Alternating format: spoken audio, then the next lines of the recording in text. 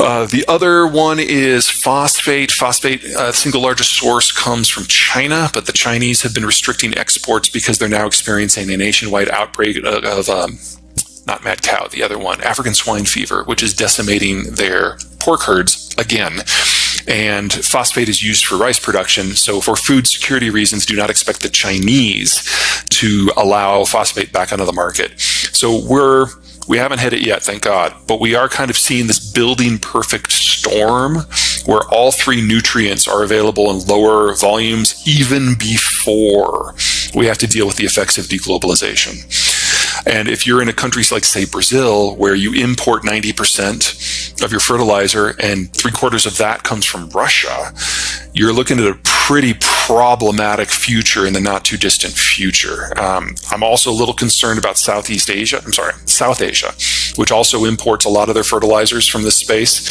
Sub-Saharan Africa, it's kind of a mix of the food and the fertilizer.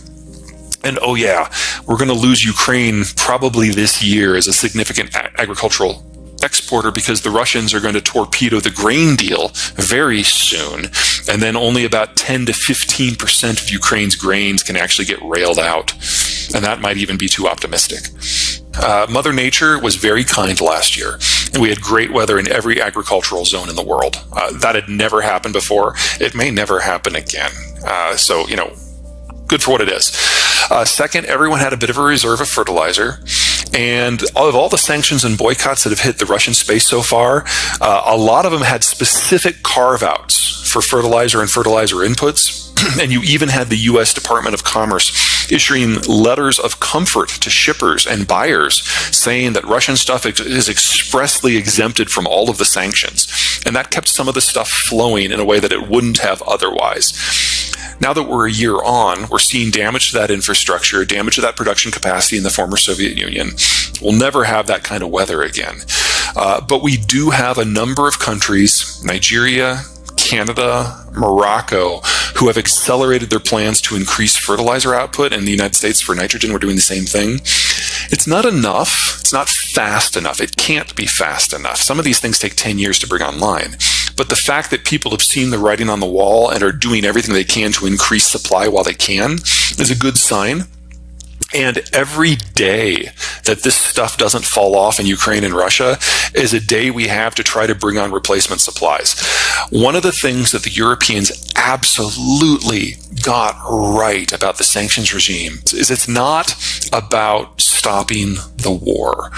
It's about cutting Russia out of the system at a pace that allows the rest of the world to adjust. Now, we're not done. We're not done by a long shot.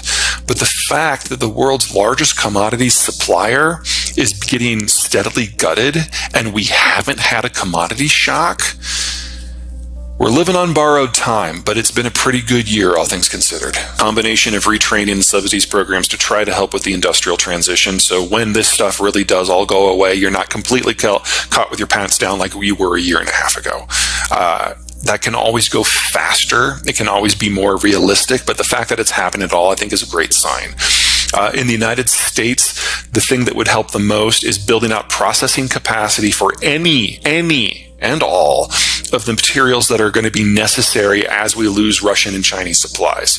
The Inflation Reduction Act, which is a stupid name for what it actually does, is actually our first step in that direction since the 1940s. And so it's inefficient and it's overly expensive and it's sloppy.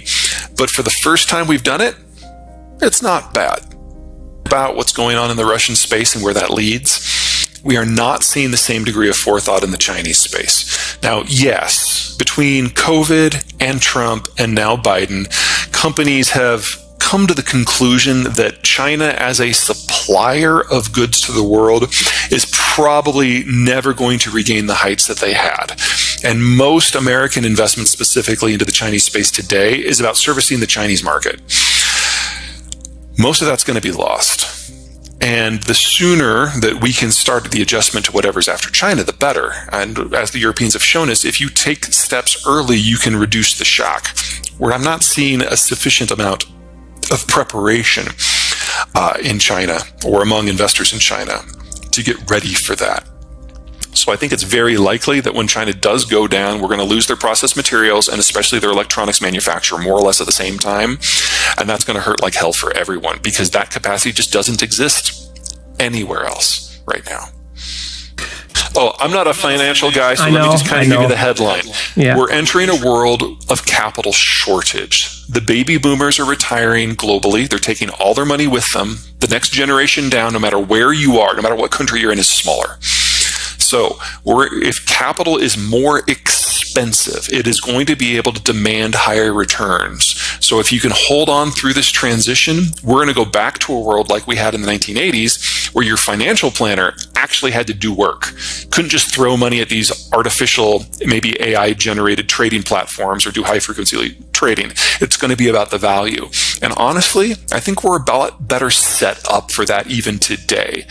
So if you do have capital, all you have to do is wait a couple of years and the market will take care of you. Not forecast. I don't think any of those are very likely. I'm trying to come up with something that might actually has a slight chance of actually happening. I could see France leaving the European Union. Wow. Okay. We'll talk again. So for them, it was always a political project, not an economic one. And clearly it's now starting to cause some economic pain. Yeah. Actually, is working where that takes us. And I like to do it while I'm backpacking. So I need to get to a place where the world can't reach me. I spend at least 2 weeks backpacking every summer. I'm going to try to make that 6 this summer. Okay. What was the most beautiful tour you did so far in your life? Tour? Yeah, backpacking tour. When you were backpacking. Oh, well, that's easy. I mean, it's been a long time, but a place called Cascade Saddle in New Zealand. It has alpenglow, it has morning rainbows, and you are a vertical 1.5 kilometers directly above the valley floor. It's a straight drop down. Okay, marvelous. So you like hiking a lot? Absolutely.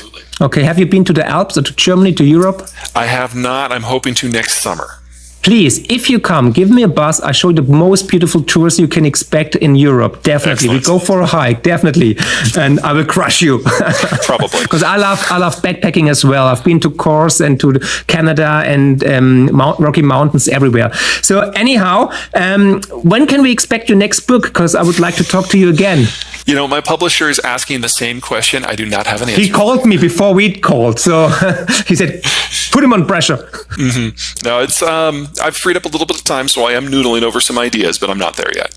Okay. So if there's a new book, we definitely will talk again, but they should follow you on Twitter as well. I will put all the links in the show notes beneath this video, and I have to recommend these books again. The links are also below the video. Peter, it was mind-blowing. It was great picking your brain and your wisdom. It's always a pleasure talking to you and listening to you because you make it so easy actually to understand. And like I said before, I'm still mind blown that you were right with the war in the Ukraine. It's incredible how you nailed it.